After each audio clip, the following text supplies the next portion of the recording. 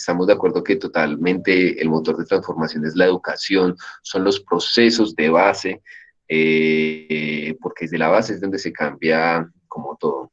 Pues bueno, eso era como lo que quería dar de aporte y no, y pues de pronto lo otro es, pues yo le quería preguntar, es que no sé, yo soy el que estoy preguntando todo, pero de pronto como una última pregunta, maestro, esto es algo que he venido reflexionando muy seriamente y es acerca de la posibilidad que se avecine una guerra después de esto.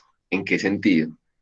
En que yo creo que es más que claro que muchos vamos a estar en la posición firme y férrea de que haber un cambio, pero otros no. Yo sé que eso es un poco fatalista y otros no, muchas personas no. Muchos intereses no, muchos intereses de poderosos y muchos intereses no. Tal vez, entonces la pregunta explícita para el maestro y de pronto para ir cerrando que ya llevamos alrededor de hora y media. eh, ¿Será que tal vez la humanidad entrará en guerra en un futuro por esto? ¿Será lo definitivo? O tal vez sea muy fantasioso, muy fatalista de mi parte hacer esta reflexión. No se le doy la palabra al maestro y si alguien más tiene palabras, pues me la da. Pues Pablo, no sé, igual siempre el ser humano ha estado en guerra constante, desde siempre, y en guerras particulares, personales, sociales, culturales. Pongamos por caso, por ejemplo, la aparición de las nuevas músicas siempre genera un conflicto, una guerra, un, un escenario, quizás, pongámoslo en esos términos, ¿a qué hora se acaba? En esos términos,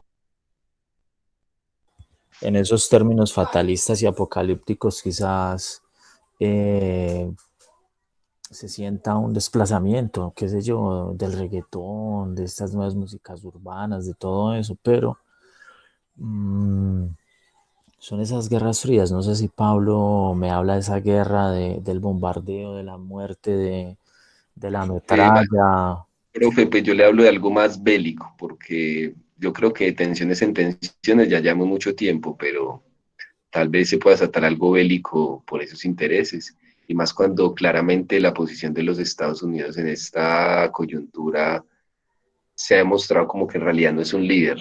En realidad Estados Unidos no es un líder, en realidad eh, pues también se ha visto como el capitalismo salvaje pues afecta el colectivo, la supervivencia del ser humano, entonces lo digo por eso.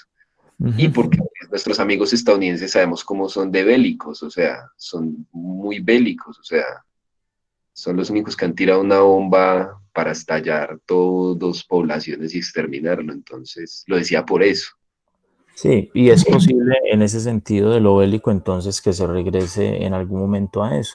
Y ahí voy a retomar la idea del, no puede haber un nuevo orden mundial si no hay un sometimiento de la sociedad a través de la guerra y de miles de millones de muertos. Porque esas hordas políticas solo se ponen en la cúspide a través de la muerte y el temor.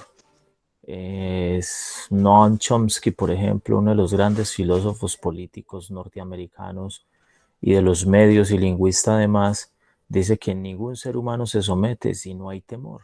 El éxito de la Edad Media era el temor que tenían los personajes que vivían en la Edad Media por las torturas divinas. Es decir, que si era hereje entonces lo quemaban, que si era académico entonces lo guillotinaban, que si era X entonces lo despaturraban, que si era meretriz entonces la empalaban. Bueno, un mundo de torturas que lo que hizo fue generar un pánico en la sociedad y por tanto un dominio de la iglesia en la Edad Media entre todo y para todos, que era un régimen eclesiástico. Es posible entonces, Pablo, que en el futuro, no sé, quizás nos toque, tal vez ahorita se ha empezado, la política siempre se piensa a 100 años, 70 años, que en el futuro tengamos que presenciar una guerra de grandes magnitudes entre esas potencias y se haría en ese sentido para adueñarse de los recursos del mundo. ¿Cuál es la pelea de fondo en este momento? Estados Unidos, Arabia, Rusia, China. el petróleo, y eso es indiscutible. ¿Por qué? Porque esa es la materia prima con la que se moviliza el mundo. Esa es, esa es, eh, la cuestión del fracking y de estos recursos fósiles son los que dominan el mundo y son los que tienen a muchos países en jaque en este momento. ¿Cuál es la reapertura de Estados Unidos para el 12 de abril? Es precisamente eso, que no se caigan los dueños del mundo del petróleo norteamericano. Mann, por ejemplo, un señor de apellido Mann, que es uno de los que más produce y es uno de los grandes empresarios del mundo y esas reservas. Entonces es posible que lleguemos a eso bélico, Pablo.